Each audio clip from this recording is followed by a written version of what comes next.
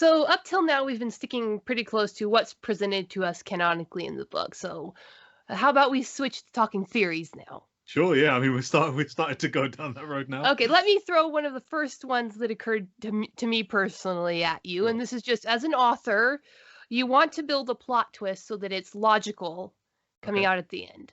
So do you think Reno is involved with the kaiju?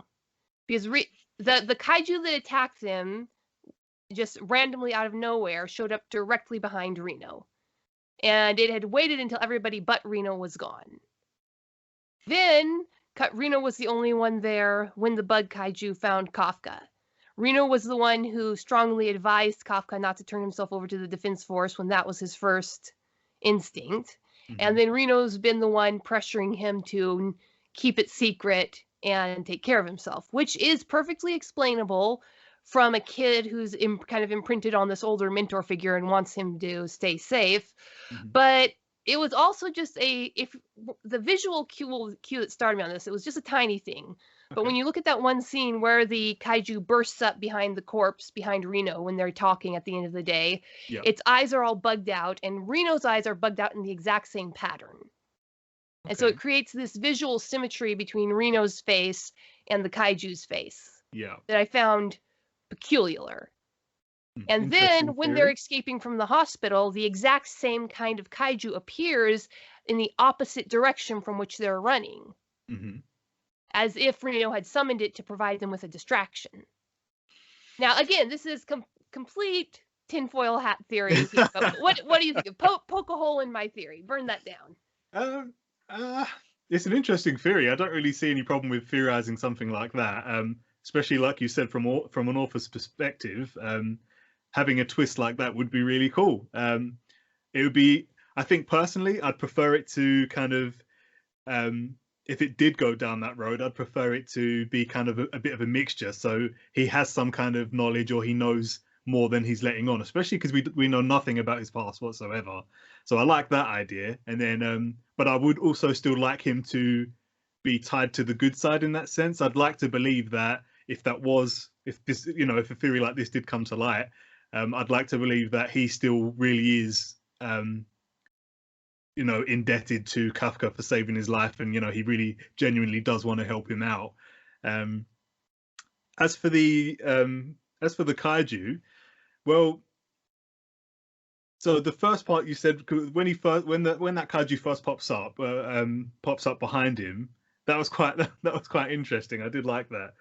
As for when the second one pops up later, I'm not sure whether that would be related or not. And this could be where it comes back down to sort of like how the world has been built around the kaiju, because those yoju, I really cannot talk today, I'm sorry.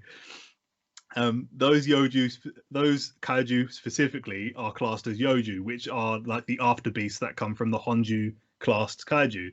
So the big kaiju that they took down at the beginning was the Honju, and these after beasts that are popping up are the Yoju. So the fact that they look the same could just be tied to the fact that they came from the same Honju, or they were either they were spawned or followed that same Honju. So that could just be that.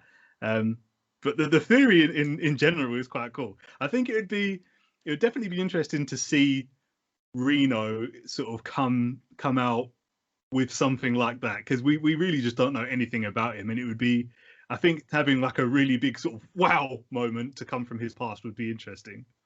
And in most manga, the white-haired character generally does have something in his past. Well, you're not wrong about that. So, what about you? Have you had any what ifs or theories bubbling up in your brain so far? Oh man, no, not really, because I mean, as you've watched my last video, and from that video before chapter 31 came out, I was theorizing, I guess, what could have happened, and now we kind of know what road it's going to go down, which is one of the things that I said might happen. But if we're talking about what might happen now, I guess I'm kind of theorizing that. So he's being taken into custody. They're going to take him in. At this point, I don't know what they're going to do, because, like you said earlier, I think instincts would say that, first thought would be let's chop him up, find out what makes him tick. But part of me also wants to believe that Mina might have a different idea, or she might have, because she clearly still harbors feelings for him, as I've been rereading as well. Even though she kind of comes a bit, she comes across a bit standoffish with him. You also see that she still really cares that he should have been there with her the whole time. And I can't remember what chapter now, but early on, when he's first joining the Defense Force, he almost doesn't make it in, but he manages to stay on as a cadet under Hoshina.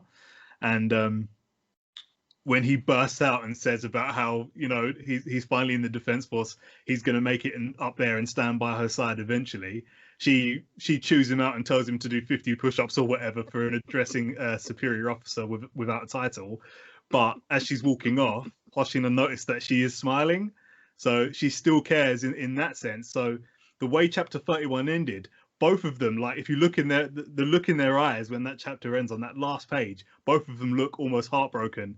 Kafka looks like he's a broken man, probably physically as well after that punch. But Mina also looks hurt and betrayed because she didn't know. I'd love to sort of see that what happens next is going to be heavily influenced by her decisions.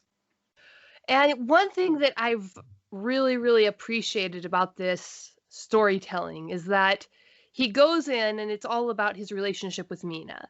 But just repeatedly, as soon as Kafka comes into contact with another human being, he's dealing with them as another human being. And he is such a caring, he's the mom friend. And he just starts immediately starts taking care of people and supporting the people around him. Yes. And one of the ways that really manifested is how his focus shifts from his relationship with Mina, which is still his ultimate goal, to his relationship with Vice Captain Hoshina. Mm-hmm. And how he's there to support Hoshina and he's just trying to live up to Hoshina's expectations. Yeah. And when he's charging off to face the bomb, his thoughts are actually of Hoshina and not Mina. Mm. And how this is going to let down Hoshina. I think that's one of the things I really love about Kafka. Like you're saying, he seems to harbor some sort of thoughts for everyone, especially those people that he knows are leagues ahead of him in terms of power or just being amazing, basically. Yes, and I really appreciate that fact. And kind of on a complete tangent from here, but Mina's Bako. I don't want to call her Tiger because I was looking at it, and from the first two, there's this tradition in manga, especially shonen manga, of representing the fighting spirit of a main character by having this giant ghost animal appear behind them occasionally. And for the first 15 chapters, I was like, is that in universe a real physical animal or not? Because it might have been like a visual representation. Yeah, but not the people point out, nah, she was actually riding on it. Oh no, yeah, that tiger's there. And so I was looking at it and it looked off for a tiger physically. And that was scratching at the back of my head. And tigers are not trainable, and they're not something that any reasonable person would have out with them on any kind of mission whatsoever. And so I was scratching my head and scratching my head, and finally, it's not a tiger, it's a liger. It was too big to be a tiger, it was too round to be a tiger, and it was too well trained to be a tiger. But lions have a set of instincts that makes them more amenable to training. Okay. And there's just never been any incentive to breed a line of ligers and train and specifically breed them for combat or anything. They're too big, they're too expensive, and the range they came from didn't overlap enough with the main armies of history to make it worthwhile. Yeah. But in a world with kaiju, it would make sense because a liger can live up to 20 odd years, so it has a longer lifespan than a dog. If you get the breeding right, it would be very easy to produce a trainable strain after a few, not too many generations. Well, I'm sure they've had plenty of time. Yeah, and they're fast, they're powerful, and they are a liger would be the only large cat tall enough to serve that, basically the purpose of being a tripod for Mina. Fast enough to keep up with her, and then allow her to brace her hips, because even the largest tiger would only come up to her thighs and would just be a tripping hazard.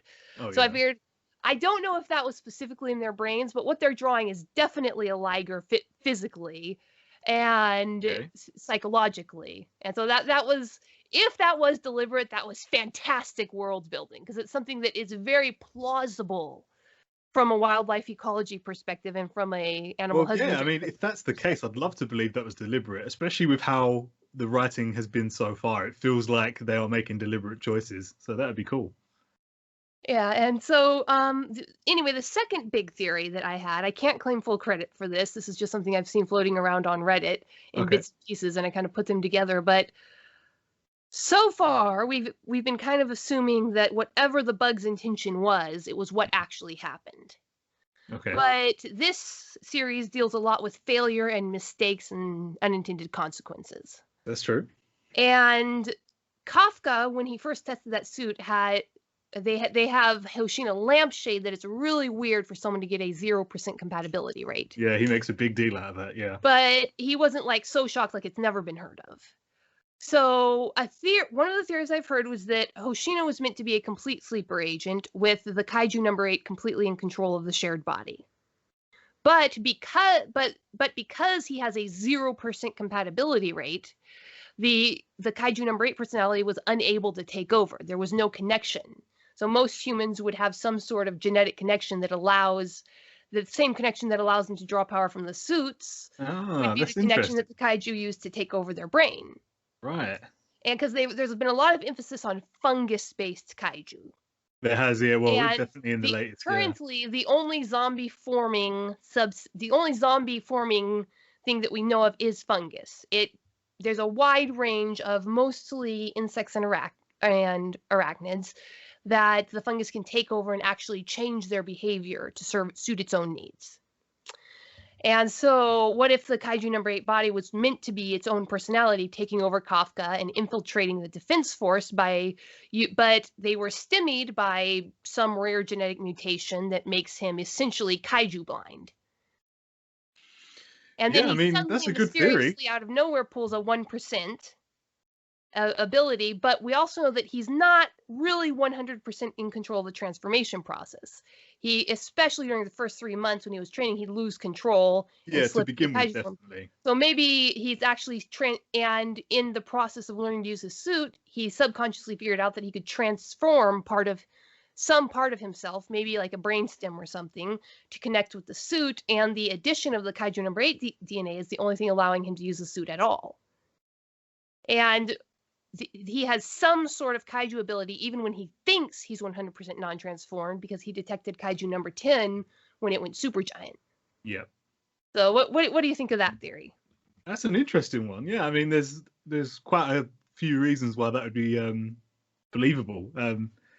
I like the idea of the smaller kaiju failing in that sense. I hadn't ever thought of that. I like that idea. That's quite cool. I think you could do a lot with that, especially because he gave it the whole "I found you," and then we still have no explanation of what he meant. But it's interesting to think that perhaps the idea was that he was supposed to become some sort of sleeper agent within the defense force. But he is failed in the sense that he couldn't take over Kafka because of Kafka's, I guess, zero aptitude for anything kaiju related, uh, which makes me laugh as well. And I could see that being a thing because there's, like you said, there's definitely a lot of emphasis on failure, especially in regards to Kafka.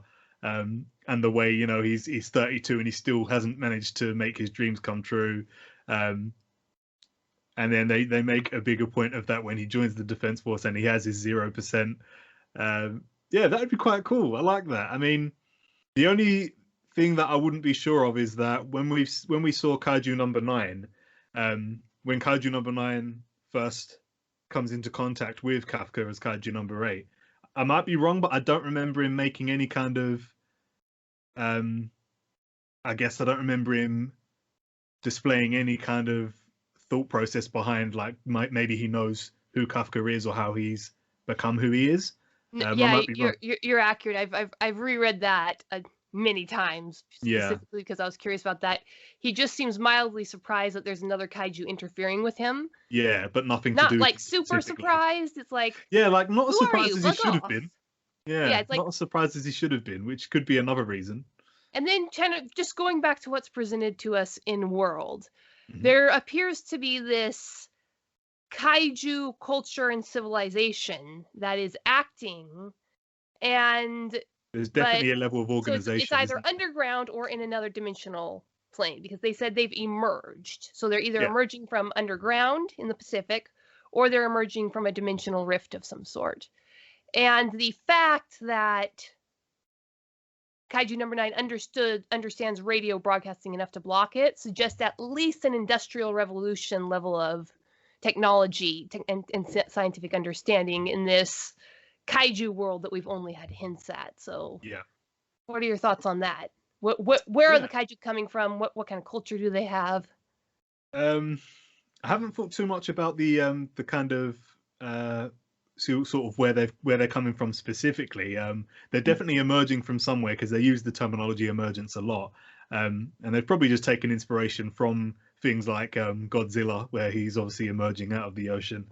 And they Pacific use that Rim. terminology for they use that terminology for all of the kaiju. So they're all emerging from somewhere, with Japan having the highest kaiju emergence rate. Um, but there's definitely a level of organization, and you see that through the humanoid kaiju. It'd be interesting to see whether kaiju number 9 had anything to do with the latest big kaiju coming out, because they don't show us any sort of interaction between the two as sort of like a past thing. That might still come, but it'd be interesting to see whether he was still, or it was still working as a separate faction. Because there could be multiple factions within their organization. Kaiju number 9 could be working on his own for all we know, and this one could have been working on its own with all the Yoju that he brought to the fight. Or they could be working together, which would obviously probably be more likely in the whole grand scheme of things. But yeah, I mean, technology wise and culture wise, oh man, like there's so much they could do with it. I don't even know where I'd begin to scratch the surface of that. They have a lot of intelligence, clearly, but they also seem to. I'd say they probably don't know as much about humanity as it is currently than they would want to, because Kaiju number 9 seems to make a point of he doesn't really get humans. He doesn't get how humans behave. He specifically wanted a a live human to drag back to him for research. So back to where? Where does he have a base with enough Exactly, yeah. resources to research a whole live human? Exactly. There's definitely a level of ignorance, and it seems like part of his mission is probably finding out more about humans, probably just to destroy them. But the point is, he makes a deal. He makes a big deal out of not really understanding human emotion or why we do things that we do. So their culture might be vastly different in that sense. But yeah, I'm so excited. And you just mentioned motivation, probably Yeah. just to destroy them. I kind of have a slightly sideways theory to that, Cool. Yeah, let's hear it. because they made such a huge deal about intestine duty and cleanup, Oh yeah, with the gross. obvious implication being that the kaijus who come through have these intestines full of humans. Yeah. And if you think about it, there are many ecosystems in Japan. Japan shares something with the United States. It's a salmonid species. They Okay. have the final of all the salmon in the Pacific. Most of them are from like Alaska, Canada, and then there's one specifically that lives in Japan. It's real beautiful, almost a tropical looking fish. You should look it Oh. up. It's worth looking into. But they have this weird dynamic where the baby salmon are born by the millions in these little streams that have no food to support them. Then they go out into the Pacific Ocean and they spend 4 to 7 years, depending on the species, Whoa. gathering food and nutrients, getting bigger and bigger. They basically store the food in their bodies. Then they get the genetic urge, it switches on, it says, go home. And they swim across the entire width of the Pacific Ocean, up thousands of streams. The stream I was stationed on for my research project starts at the very tip of Alaska and goes 2,000 miles into Canada before they reach their spawning grounds. And they bring back all of these gathered nutrients from the Pacific Ocean, because of course the rain falls, washes nutrients out of the soil in Alaska, Canada, Japan. It all flows into the Pacific Ocean. Okay. And these areas would have been completely denuded of nutrients millennia ago if these salmon were not constantly bringing back. This is how you get 2,000-pound grizzly bears on Kodiak Island, grizzly bears with paws as big as my guitar. And these giant creatures could not exist there were it not for the constant influx of nutrients in the form Yeah. of the salmon. Yeah. And so it made me think, are these kaiju that attack Earth, grow to giant size, constantly eating people, are they the salmon of this ecosystem? They emerge into Earth, they gather mass, because we know that giant fungus one did that. Then they eat a bunch of humans, and when they reach a certain mass or size or time limit, they head back to spawn. Or some dynamic, something like that, which would make humanity the kaiju's food source. We don't know if they eat other animals. And perhaps the reason that they're only starting to see the intelligences now, because intelligence is even a bigger energy drain than mass. So a 2,000-pound grizzly bear is nothing in terms of impressive nutrient intake as to something that can actually think. So what if the thinking kaiju are suddenly seeing a dramatic decrease in the food that's coming back to them because the defense force has been so effective at protecting humanity for so long? And so now they're sending out researchers to figure out, hey, why is our food source failing? Yeah, like how is humanity getting so good at defending themselves? Yeah. Or because Kaiju number 9 knows a little, they might not even have that clear a thought. It's like, just Maybe. why no food? Why less food? Yeah, why we not eat? Where food gone? Exactly. I mean, kaiju have almost always historically been used to represent some disaster. Yeah. And one of the biggest things that's facing a lot of communities right now is food scarcity based on these delicate ecosystems that are failing, and we don't always know why. And it's not even always our fault. I mean, these are things that might be happening way out in the depths of the ocean, currents changing, volcanoes erupting, the COVID disrupting the ship that got stuck in the Suez, the Ever Given. It caused shortages of everything everywhere. And if we didn't have the internet, you wouldn't have known why the shipment was late to your factory. No. So maybe these kaiju are just dealing with a sudden, gradual shrinking of their resources. Yeah, it could be. Definitely could be. That's quite a cool concept, actually, because you know, that would be an explanation as to why they keep emerging on Earth, I guess, or on our side. And why more and more powerful ones keep coming through. These more powerful ones would never needed to come gather food themselves before, because the food always came back to them. Interesting. The grizzly bears are swimming out into the Pacific now. Well, at their size, I'm not surprised. Yeah, there's a joke going around, but it's based on a real fact. One of the major predators of moose is orcas, because moose will dive down up to 20 feet into estuaries to get at seaweed that they like. Really? And so, yeah, killer whales will be seen hunting moose. That is crazy. Yeah. I'm not gonna lie, I've learned so much from you today. Likewise. That's why I love talking to people from other disciplines, because when you're only talking to your own coworkers, you kind of lose track of everything that's not specifically related to plants of the Sierra Nevada mountains and their associated pathogens, for instance. Exactly. Totally understood that. So, just kind of to wrap this up. Sure. What are your general thoughts on Kaiju number 8? What really strikes you about this series? So right now, the things that attract me to Kaiju number 8 at the moment, I mean, we've gone over all of it in little bits and bobs, but I think I'm just really sort of compelled about the world. When it comes to manga and things that I enjoy reading, I always get really sort of, if they can wrap me up in the world and how the world is built and the things going on in the world, essentially how they build the world really always pulls me in.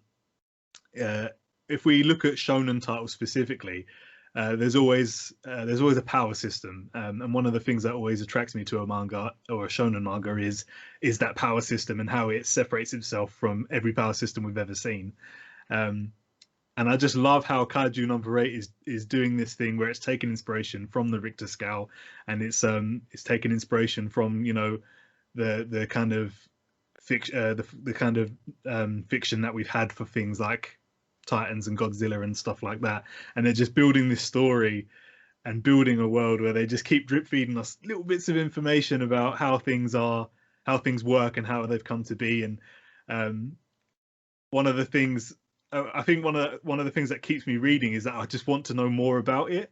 Like, let's take the Defense Forces technology, for example. We've seen their suits, and we know quite a bit about their suits now, but we don't know everything about the suits. We know that they can increase their capacity, I guess through training to increase the percentage that they can draw for their unleashed combat power. But then when we look at the weapons, we've only had little bits of information for the weapons. From the latest chapters, we've now seen that you can apparently get custom built weapons specifically for you as a soldier, as shown by Shinomiya's giant axe.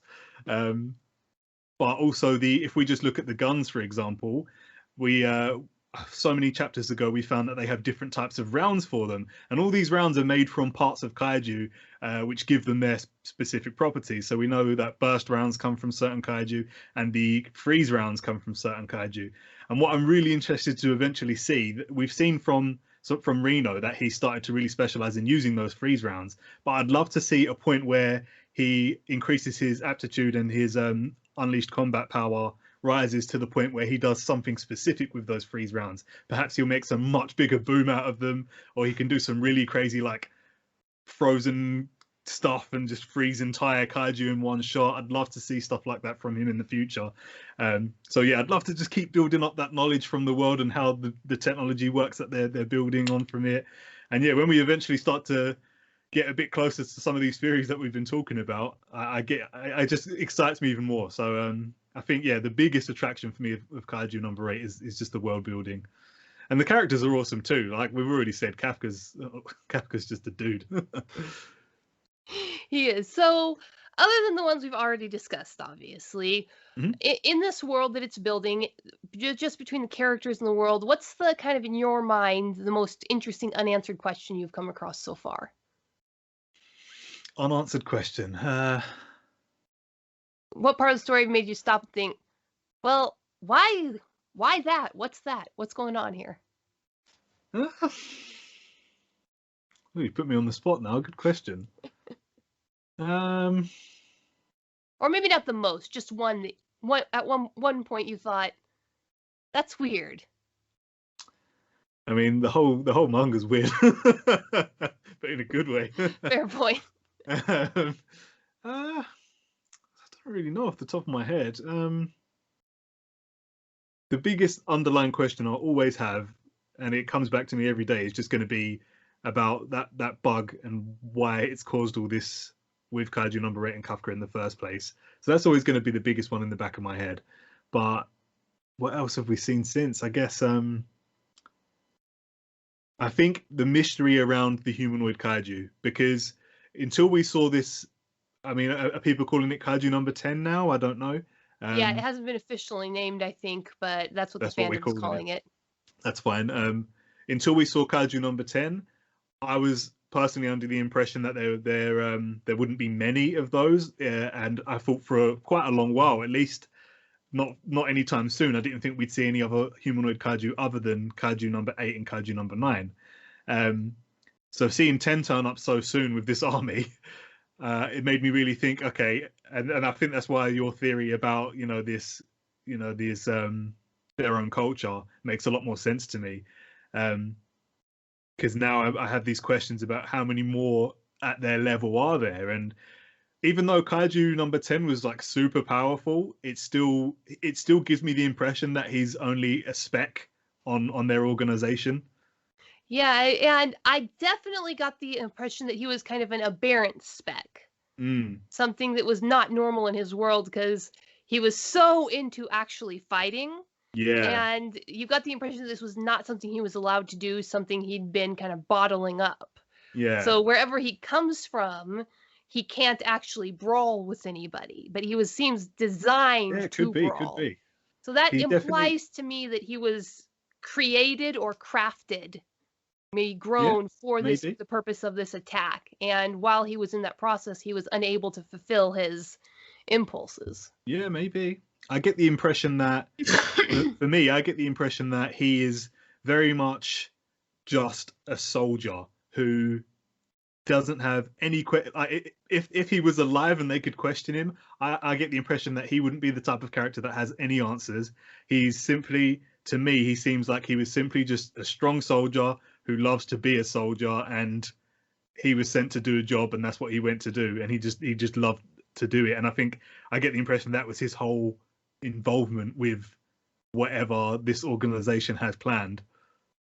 Okay, so one quick question before we leave. Okay. Kaiju number 10, is he really dead? Because he's clearly not dead in screen. He hasn't been double tapped yet, but they made a big point that he had a small core. He was able to move his core, and his head. And there was still about a third of his body mass left, even after Mina took him out with her big old gun there. So does he have like a secondary core? Is there part of him that's going to slither off and escape?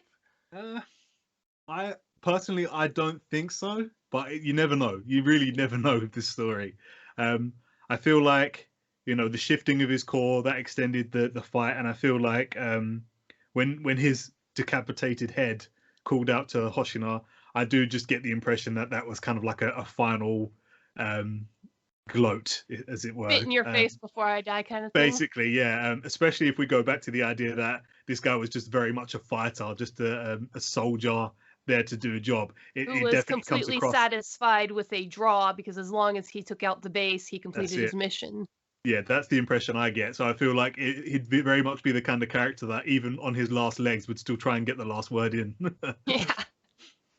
Okay, it has been wonderful talking to you. Like I said, none of my close geek friends have managed to finish up with Boku and the Hero yet. So, and then they're all, doing things like getting married or building houses or whatnot. So I haven't had a chance to discuss this with them. Busy life. So. All right. Well, you have a wonderful day. Plug your YouTube channel. Thank you. Okay. Plug your YouTube channel. Oh, sorry. I was too busy saying thank you. So please, if you like anime or manga, I've definitely been talking about manga more specifically. So if you're a manga fan, feel free to check out my channel. It's Grimsabr. I'm sure there'll be a link in the description, hopefully. But if not, you can just type in Grimsabr and you'll be able to find me. But I just talk about manga, and at the moment we're doing a lot of things on Kaiju number 8, Jujutsu Kaisen, and just anything that I enjoy reading, basically. So if there's anything you want to read, or if there's anything you'd want me to read, let me know. All right. And of course, my YouTube channel is Betty Adams Over and Analyzes. And if you're interested in some quick laughs, check out the link below his that will be to Humans Are Weird, I Have the Data, a book of human absurdity. And have a great day. I hope we get a chance to talk again. Yeah, no, hopefully. Yeah, I really enjoyed it. Thank you for having me. Appreciate it. Okay. Bye-bye. Bye.